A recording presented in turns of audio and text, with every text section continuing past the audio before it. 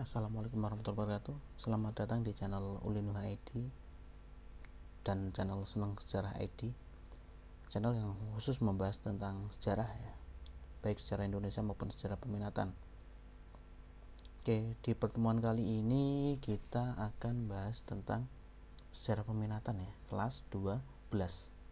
Kalian bisa lihat di atas itu judulnya ya, perkembangan iptek pada era globalisasi dan dampaknya bagi kehidupan manusia, di bab 2.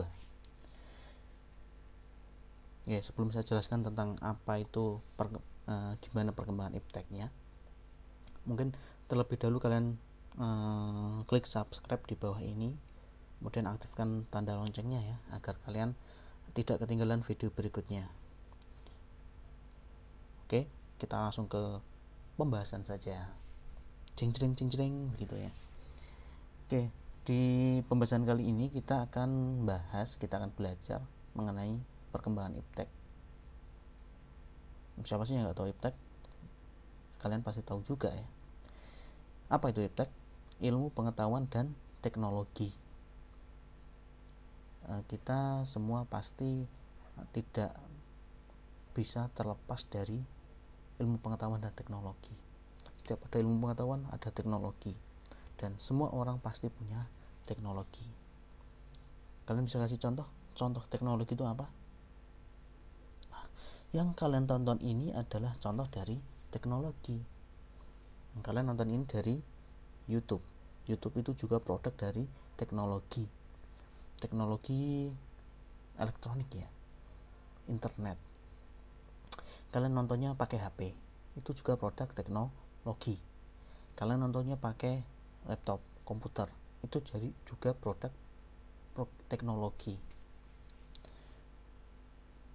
Sekarang coba kalian bayangkan, teknologi sekarang sama zaman dahulu sama nggak kira-kira?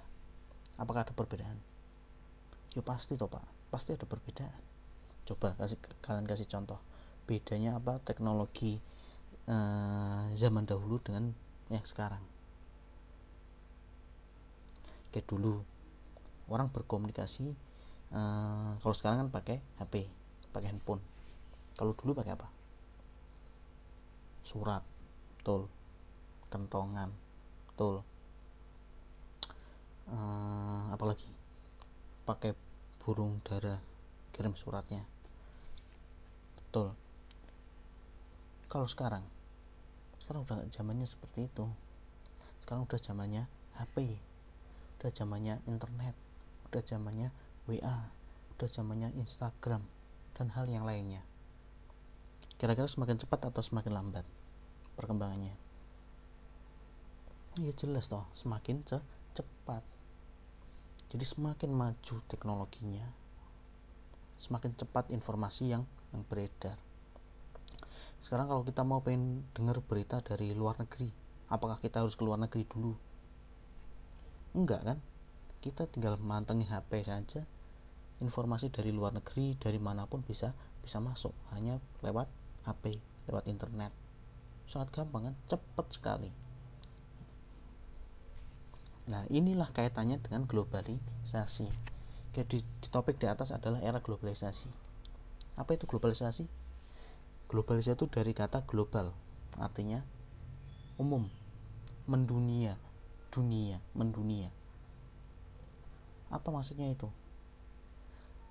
Kita berhubungan dengan orang yang jaraknya sangat jauh, ini sangat dekat sekali, seolah-olah nggak ada jaraknya lagi. Contoh, kita komunikasi dengan teman kita yang lagi naik haji misalkan di Mekah, kita bisa langsung video call langsung.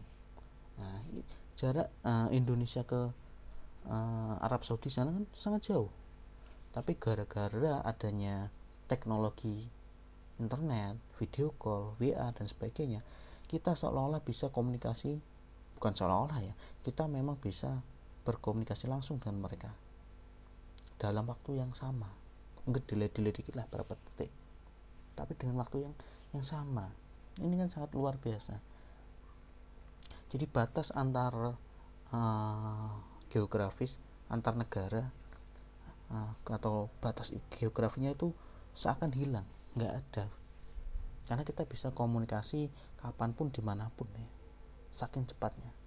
Nah, proses inilah yang dinamakan globalisasi, era di mana batas geografis itu udah mulai kabur karena saking cepatnya teknologi informasi.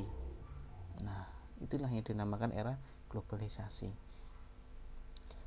Dan pasti ilmu pengetahuan pasti berkaitan, karena suatu zaman itu semakin maju kalau ilmu pengetahuannya juga semakin maju. Ya, coba kalau nggak ada kemajuan teknologi, dulu apakah informasi langsung itu bisa diterima? Enggak, kita kirim surat dulu, suratnya terbang, entah naik kapal, naik pesawat dan sebagainya, kan butuh waktu yang lama. Kalau sekarang udah enggak, cepat sekali. Nah, inilah yang membedakan era dulu dan era sekarang. Dan semua itu dipengaruhi oleh ilmu pengetahuan dan teknologi. Inilah hubungan antara ilmu teknologi dan perubahan zaman, di mana zaman era globalisasi. Oke, itu pengantar dari saya ya. Kita langsung ke ada 4 poin ya di materi ini, di teks sendiri. Oke, yang pertama ada teknologi luar angkasa yang akan kita bahas, kemudian persenjataan, informasi komunikasi, dan transportasi. Kita ke luar angkasa. Oke, kita lihat teknologi luar angkasa sendiri itu sudah ada di semenjak perang dingin. Apa perang dingin? Perang dingin ini kan Pak, perang pakai es, perang pakai air? Enggak. Terus perang di kutub utara? Enggak juga. Dikatakan perang dingin karena nggak ada kontak fisik. Nah, jadi pembahasannya akan nanti ada di bab berikutnya ya. Tapi poinnya di sini, perang dingin itu perang tanpa melibatkan kontak fisik. Kalau zaman sekarang ya cuma kata-kata dan sebagainya, gengsi. Nah, inilah yang dikatakan perang dingin. Kalau sampai terjadi kontak senjata, nah nanti namanya bukan perang dingin, tapi perang dunia ketiga. Jadi ini lanjutan perang dunia kedua, yang mana ketika itu perang dunia 2 memunculkan pemenang yaitu pihak sekutu. Nah, dari pihak sekutu ini ada sengketa ya antara dua negara adidaya, yang itu Amerika Serikat dan Uni Soviet. Nah, mereka saling bersaing ya, terutama dalam bidang teknologi luar angkasa. Contohnya apa? Teknologi luar angkasa. Nah, ini dua negara adidaya ini berusaha berlomba-lomba begitu mencoba untuk mengelilingi bumi. Mereka coba pamer teknologi, siapa dulu yang bisa keluar negeri, keluar bumi.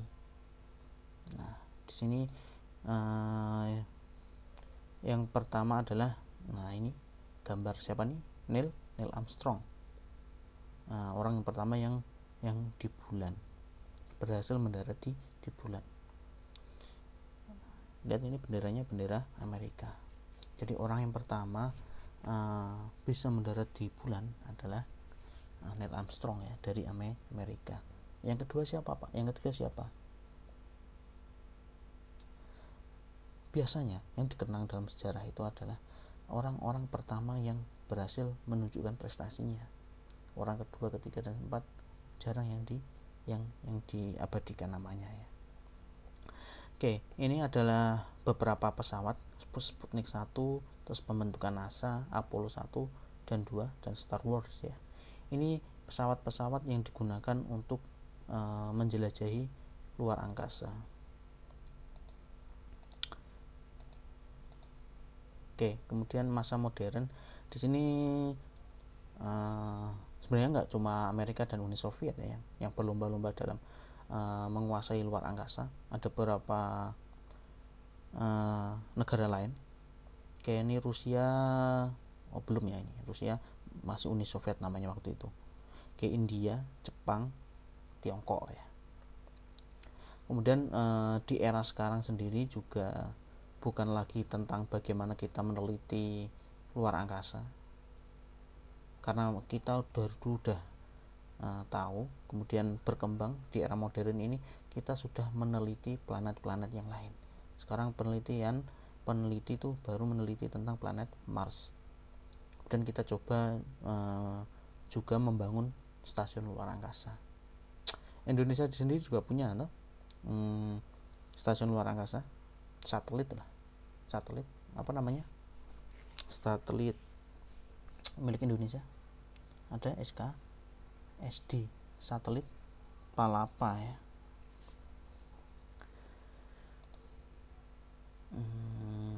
Oke. Untuk di Indonesia sendiri itu kita punya lembaga antariksa ya. Kalau Amerika namanya NASA, kalau di Indonesia namanya LAPAN ya, Lembaga Antariksa Nasional. Jadi di sini ada videonya, tapi tak enggak lagi ada trouble ya videonya. Kapan-kapan nanti tak carikan. Oke, dampak sendiri dari adanya teknologi luar angkasa ini dengan adanya positif dan negatif. Positifnya ini teknologi informasi dan komunikasi semakin cepat. Kita bisa internetan tuh karena ada satelit ya. Kalau nggak ada teknologi luar angkasa kita nggak bisa pakai internet dan sebagainya, itu nggak bisa. Perbankan juga nggak bisa. Kemudian kemajuan ilmu pengetahuan, kemajuan teknologi, penginderaan jauh. Nah, kita bisa motret dari kayak semacam teropong begitu. Kita mau meneliti planet Mars tadi itu pakai penginderaan jauh. Alatnya seperti teropong begitu, ditangkap dari satelit. Kita bisa melihat kehidupan, atau bukan kehidupan ya, planet-planet di yang lainnya. Meneliti bulan dan matahari pun juga pakai penginderaan jauh. Baru-baru kan ini kan ada ilmuwan juga yang berhasil menangkap gambar matahari dari jarak yang dekat.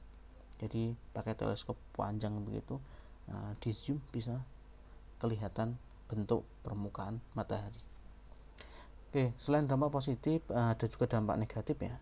Yang itu ada banyak sekali lah sampah luar angkasa. Bagi satelit-satelit yang sudah nggak terpakai, sudah rusak begitu, mereka kan melayang-layang di luar angkasa. Nah, ini bisa menjadikan sampah bagi luar angkasa, dan apabila ini menggumpal jadi gumpalan besar dan jatuh ke bumi misalkan, itu kan jadi komet ya, dan ini sangat juga berbahaya juga. Oke, bagian yang kedua adalah teknologi persenjataan. Persenjataan sendiri kita sudah mengenal semenjak Perang Dunia 1 maupun 2 ya. Kita sudah mengenal teknologi yang cukup maju waktu itu. Dalam periode perang sendiri selalu semakin maju begitu ya. Dari teknologi yang sederhana, dari awalnya kan kita senjatanya apa? Dari batu ya, zaman batu. Kita sudah mengenal senjata dari batu, meskipun itu untuk berburu dan meramu. Kemudian setelah zaman logam, kita mulai mengenal pedang, terus tameng,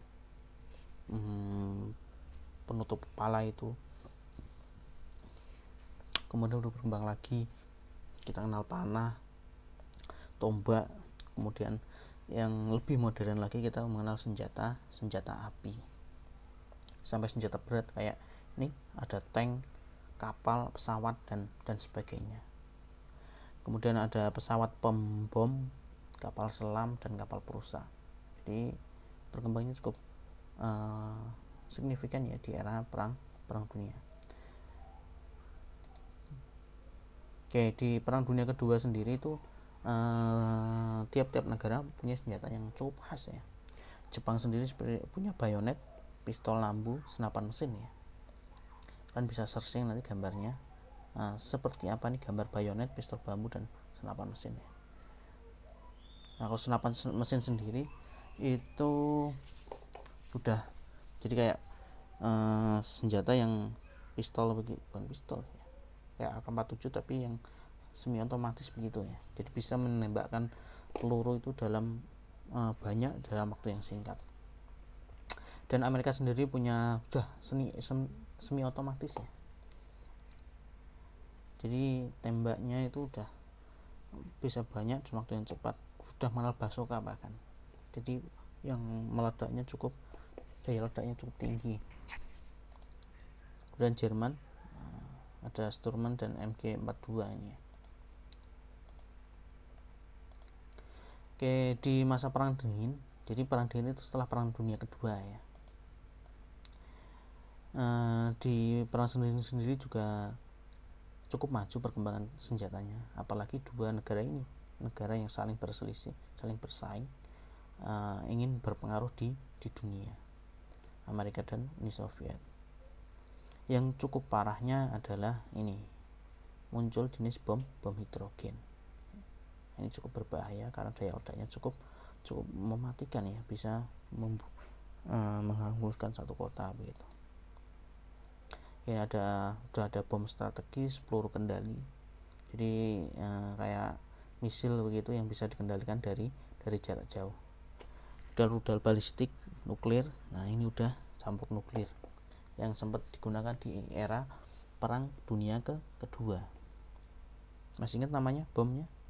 Kotanya dulu deh, kota di perang dunia kedua yang dibom oleh sekutu di negara Jepang, kota Hiroshima dan Nagasaki. Di situ kan ada pemboman yang luar biasa toh, bom nuklir pakai bom atom ya, itu pakai namanya The Little Boy, itu di Hiroshima, dan Fat Man di Nagasaki. Dan udah ada misil juga. Nah ini gambarnya rudal balistik, nah, ini bisa ditembakkan pakai peluru kendali. Oke, di era perang dingin sendiri, Amerika dan Uni Soviet sudah pernah menyepakati persetujuan begitu, menandatangani persetujuan tentang pelarangan senjata nuklir. Pakai ini, kesepakatannya namanya SALT, Strategic Arms Limitation Talk. Ini untuk membatasi produksi senjata nuklir ya. Meskipun dalam kenyataannya kita tahu sampai sekarang itu masih ada beberapa negara yang mempunyai senjata nuklir, meskipun dulu sempat dilarang oleh PBB ya. Ada Amerika punya, kemudian Rusia, ada Israel, Iran itu juga punya, Korea Utara. Semoga negara-negara damai. Kemudian untuk penggunaan nuklir sendiri saya lebih setuju untuk dilarang ya, karena memang daya ledaknya yang luar biasa.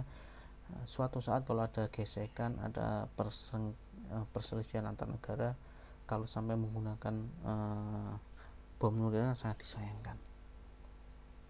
Jutaan, ratusan bahkan jutaan nyawa akan melayang. Jadi harapannya sih ya semoga dilarang penggunaan senjata nuklir. Kalau digunakan untuk kesehatan sih tidak masalah, untuk menolong orang tidak masalah. Seperti Indonesia kan sendiri punya nuklir juga ya, tapi digunakan untuk kesehatan, bukan untuk senjata. Buat listrik, PLTN juga nggak masalah. Yang penting digunakan untuk kegiatan yang positif.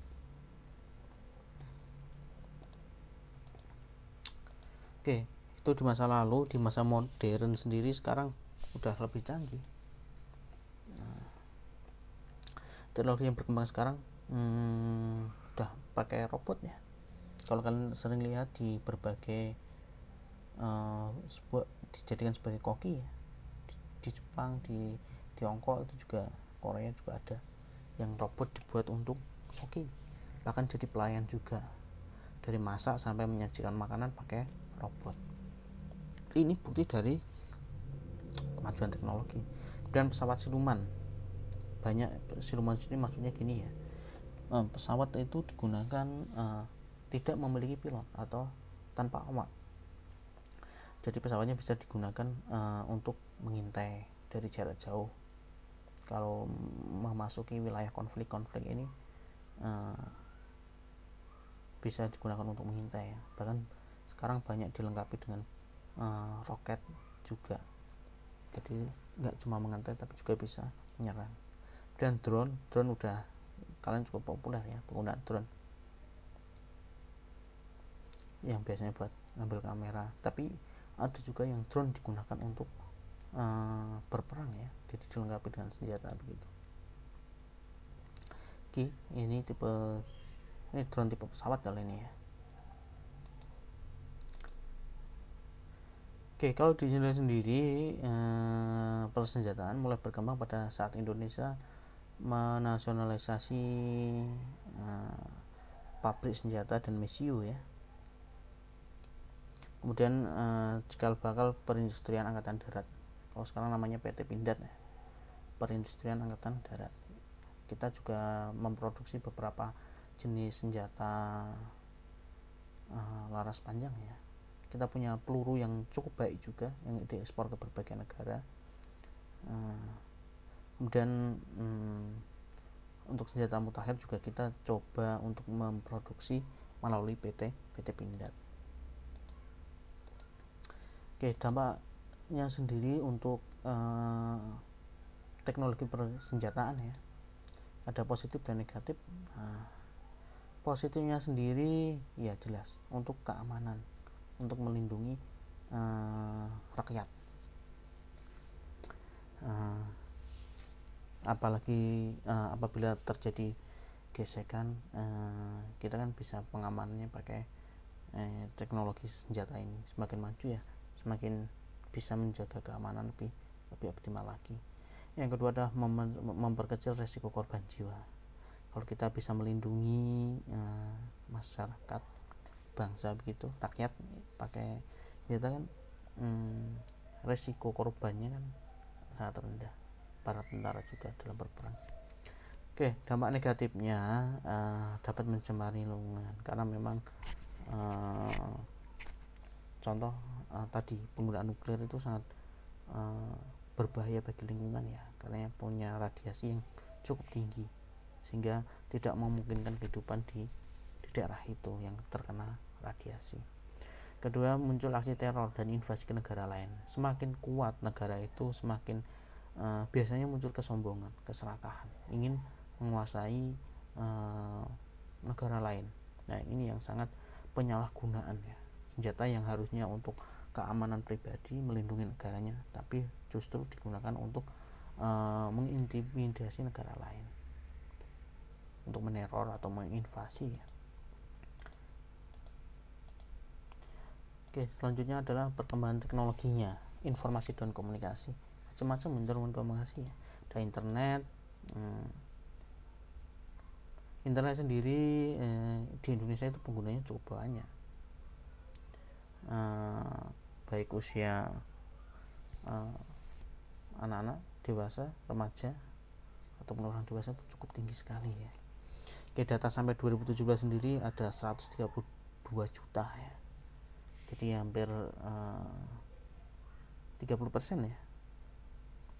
Oke, kalau nggak salah lebih dari 30% ya. Jumlah rakyat kita kan sekitar 270-an juta tuh, jadi hampir 40% lah ya. Untuk transportasi internet sendiri dari 1960 ya, masih jaringan komputer, kemudian diteliti oleh Licklider dari 1962 menjadi ARPANET, kemudian 1990 menjadi WWW, WWW ya. Oke, untuk radio sendiri penciptanya adalah Guglielmo ya Marconi tahun 1895. Untuk di Indonesia sendiri teknologi radio itu dibawa oleh zaman kolonial Belanda ya, kita sudah mengenal radio, meskipun waktu itu hanya satu, digunakan untuk kepentingan Belanda ya, di Jakarta waktu itu. Kemudian untuk RRI sendiri adalah radio pertama yang dimiliki oleh Indonesia. Untuk pergeseran fungsi sendiri di era Orde Baru mengalami perubahan fungsi ya, karena dijadikan alat untuk oleh penguasa Orde Baru untuk menyampaikan informasi yang berkaitan dengan pemerintah saja, tidak yang lainnya. Sangat dibatasi ya semenjak adanya Kementerian Penerangan itu. Tapi setelah reformasi mulai diadanya kebebasan dalam menyiarkan ya. Oke, untuk kedua selanjutnya adalah televisi. Penemunya adalah Vladimir Kozma. Untuk stasiun TV di Indonesia sendiri namanya adalah TVRI. Sekarang kan udah tahu kalau stasiun itu ya. Kemudian muncul setelah Orde Baru, akhir Orde Baru lah. Sama kayak radio tadi, di zaman Orde Baru televisi pun juga digunakan untuk pemerintah dalam rangka untuk menyiarkan berita-berita yang tentang pembangunan pemerintah Indonesia waktu itu. Kayak semacam ada penyalahgunaan fungsi ya. Karena iklan dan sebagainya, berita tentang kritik terhadap pemerintah nggak boleh ditayangkan. Kemudian muncul tentang stasiun TV swasta mulai dari RCTI, kemudian mana lagi, SCTV, TPI, Antv, LaTV, TV7, Trans TV, dan sebagainya. Oke, selanjutnya ada telegraf. Nah, ini bentuknya telegraf seperti ini. Dulu berkomunikasi itu pakainya telegraf ya. Kalau sekarang udah pakai email. Jadi untuk mengirim pesan melalui gelombang elektrik ya. Sekarang udah jarang digunakan. Telegram aja sekarang udah jarang digunakan. Apalagi telegraf ya. Oke, dalam perang kemerdekaan sendiri cukup berperan ya. Telegraf itu sangat berguna sekali di era masa kemerdekaannya. Karena penyebaran informasi kemerdekaan seluruh Indonesia itu salah satunya menggunakan telegraf waktu itu. Selain radio, media cetak dan sebagainya ya. Telegraf juga punya pengaruh besar waktu itu ya untuk menyebarkan berita proklamasi. Oke, kemudian adalah perkembangan teknologi informasi dan komunikasi atau TIK. Satelit ya. Selanjutnya satelit. Satelit sendiri terinspirasi oleh artikel karya Herman ya, Fotonik. Nah, ini gambar satelit. Ini yang biasanya diluncurkan ke luar angkasa, berguna untuk media komunikasi.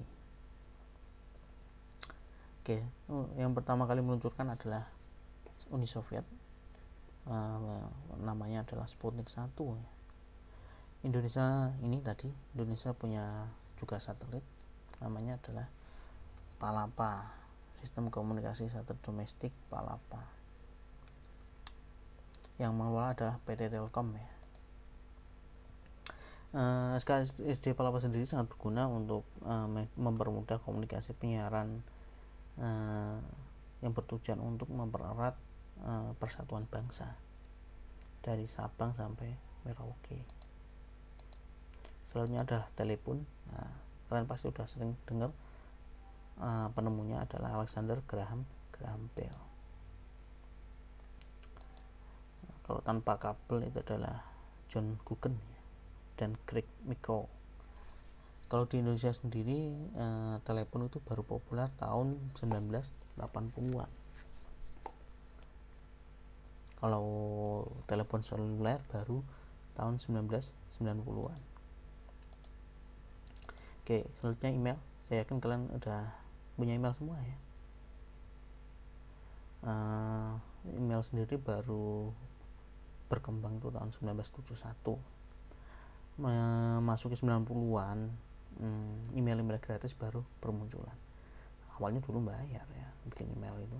Kalau sekarang udah nggak gratis semua ya. Hampir semua HP yang punya HP Android pasti punya email. Jadi berkembang. Kalau dulu sebelumnya pakai telegraf, kemudian telegram, sekarang ada email. Oke, media sosial sendiri itu berawal dari sistem buletin ya, tahun 1970-an. dan muncul media sosial yang pertama, Seek Degree, kemudian ada classmate.com dan sebagainya. Sampai sekarang berkembang bahkan booming ya media sosialnya. Saya yakin kalian juga punya apa aja, ada Facebook, Twitter, Line, BBM udah jarang yang menggunakan ya, Instagram, WhatsApp dan sebagainya. Oke, selanjutnya dampak positif maupun negatif dari munculnya teknologi. Kira-kira banyak positifnya apa negatifnya? Banyak positifnya ya. Oke, yang pertama adalah meningkatkan kualitas pendidikan. Nah, ini salah satu yang kita lakukan sekarang. Ini karena berkat adanya teknologi informasi dan komunikasi. Meskipun kita nggak bisa bertatap muka, kita masih bisa komunikasi lewat YouTube dan sebagainya, lewat WA. Dan nambah wawasan pengetahuan. Kalau kalian pengen cari wawasan apapun sekarang gampang, tanya Mbah ya. Mbah siapa? Mbah Google ya. Kalian mau cari berita apa saja di sana ada. Dan tergantung kita pintar-pintarnya dalam menggunakan media sosial, kemudian teknologi ini harus sebaik-baiknya, jangan sampai disalahgunakan untuk kegiatan yang negatif. Dan profesi pekerjaan baru sekarang kan banyak yang jadi YouTuber, jadi dan sebagainya, yang memanfaatkan selebgram, yang memanfaatkan perkembangan teknologi. Oke, untuk negatifnya sendiri mempengaruhi pola pikir, ya jelas banyak sekali konten-konten yang bisa mempengaruhi pola pikir. Kalau yang positif ya, contohnya nonton talk show, nonton pengajian, dan sebagainya, kan kita bisa membentuk positif dan negatif. Yang negatif ya contoh budaya luar itu sering masuk, gampang masuknya budaya K-pop, budaya kebarat-baratan. Nah, itu kan bisa berkembang pesat, infonya kan dari internet. Dan antisosial ya, dengan ada media sosial kan yang gini toh, mendekatkan yang jauh dan menjauhkan yang dekat. Karena semua apa, kita lagi ngobrol sama teman itu, sama teman, sama keluarga, yang dipegang apa? HP. Padahal kita bisa komunikasi dengan yang dekat-dekat, tapi justru kita melupakan saking asiknya dengan dunia, dengan teman yang jauh. Oke, selanjutnya adalah transportasi ya. Ada air, udara, darat, dan apa lagi? Air, udara, api, tanah. Kayak avatar malah. Ya, yang pertama transportasi air. Apa bayanganmu? Kira-kira yang berawal dari apa? Oke, untuk air sendiri dari perahu ya, perahu. Dan berkembang jadi kapal, sampai sekarang ada berbagai macam kapal besar itu ya. Justru yang menemukan itu bangsa Mesir ya, kapal itu, perahu. Padahal kan Mesir itu nggak punya laut, adanya gurun. Nah, tapi luar biasa kemajuannya, karena memang bangsa Mesir itu bangsa penjelajah ya. Oke, kemudian mesin uap berevolusi ya, yang awalnya kapal, perahu, memanfaatkan tenaga manusia, kemudian memanfaatkan tenaga angin. Semenjak ditemukannya mesin uap, berubah menjadi pakai mesin uap. Oke, kalau di Indonesia sendiri kita jangan salah, kita nggak ketinggalan ya, kita justru terdepan, karena nenek moyangku orang pelaut. Nah, nenek moyang kita itu orang pelaut. Kita tahu dari mana kalau nenek moyang kita pelaut? Kita bisa lihat di relief ya, di Candi Borobudur ini. Nah, di relief Candi Borobudur itu udah ada gambar perahu bercadek. Jadi masyarakat daerah sana itu sudah mengenal transportasi air ya.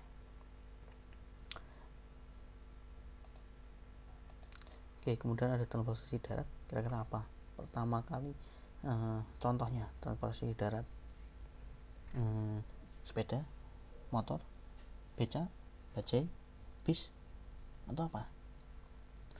Oke, awal mulanya adalah roda. Oke, semua transportasi darat itu ada rodanya awalnya ya. Sepeda ada rodanya, gerobak ada rodanya, kereta api ada rodanya, bis ada rodanya. Jadi roda ini ya berguna sekali waktu itu ya, untuk angkat-angkat gerobak dan sebagainya ada rodanya.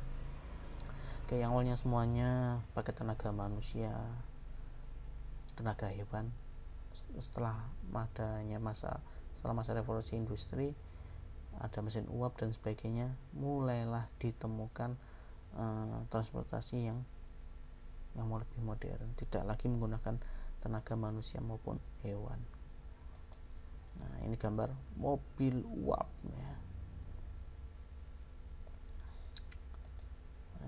Ini udah modern waktu itu. Sekarang kan udah banyak mobil-mobil yang modern, bahkan sport ada. Kemudian kereta api. Oke, untuk di Indonesia sendiri, untuk perkembangan transportasinya, kita mengenal itu sudah di era kolonial Belanda, itu udah cukup maju ya. Udah ada mobil dan sepeda motor, itu udah ada zamannya Belanda. Ini yang memperkenalkan teknologi yang modern ya. Oke, yang selanjutnya ada udara. Nah, ini gambar pesawat. Oke, awal mulanya dari penemuan balon udara tahun 1783 nih, lama ya. Kemudian berubah atau berkembang menjadi pesawat. Nah, ini baling-baling ya, baling-baling. Namanya Wilbur Wright dan Oliver Wright ya. Oke, ini semakin maju untuk perpindahan orang di era perang dunia sendiri. Pesawat juga cukup sering digunakan untuk sebagai senjata ya, dilengkapi dengan senjata. Kalau di Indonesia sendiri, kalian sering tahu lah yang sebagai bapak transportasi udara dan sebagainya. Oke, tapi di Indonesia sendiri awalnya itu berawal dari upayanya Bapak Nurtanio Pringgo Adi Suryo dan Wiwi ya, merakit pesawat terbang.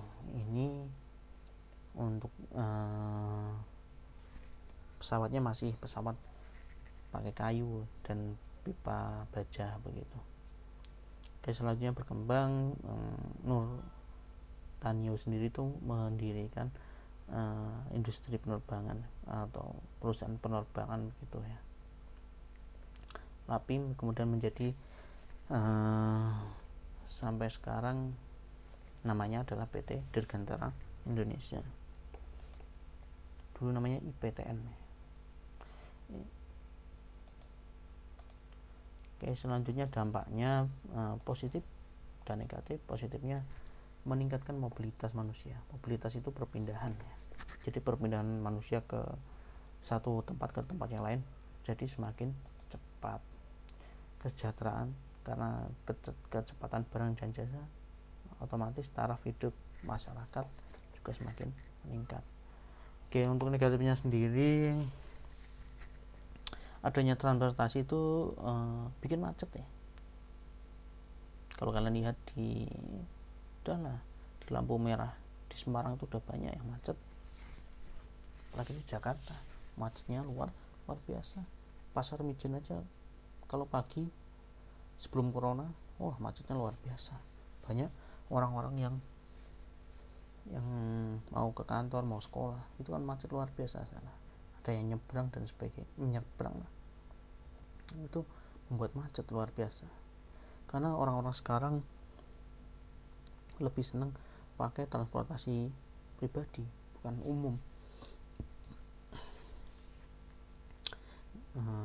Selain itu kan juga menambah polusi ya. Oke, angka kecelakaan juga meningkat. Oke, saya kira itu ya untuk pertemuan kali ini. Kalau ada salah kata saya mohon maaf. Kalau ada pertanyaan silahkan tulis di kolom komentar di bawah ya, atau DM saya atau WA saya juga boleh. Oke, kemudian kalau kalian ingin presensi silahkan ketik aja di kolom komentar dengan mengetikkan kelas, nama, dan nomor absen. Untuk tugas sendiri yaitu, coba buka tugasnya, ada di halaman 27 ya, modul halaman 27. Kalian kerjakan, kemudian kerjakan di modul, kasih nama di modulnya itu, kelihatan di atasnya pertanyaan itu ya, di uji komite 1 kasih nama dan kelas, nomor absen, dan foto, kirim melalui Google Classroom. Nanti silakan tak siapkan di menu tugasnya. Oke, terima kasih, sampai ketemu lagi di pembahasan selanjutnya. Mari belajar bersama tentang sejarah, karena sejarah itu banyak mikir dan juga menyenangkan. Terima kasih. Akhir kata, wassalamualaikum warahmatullahi wabarakatuh. Salam historia.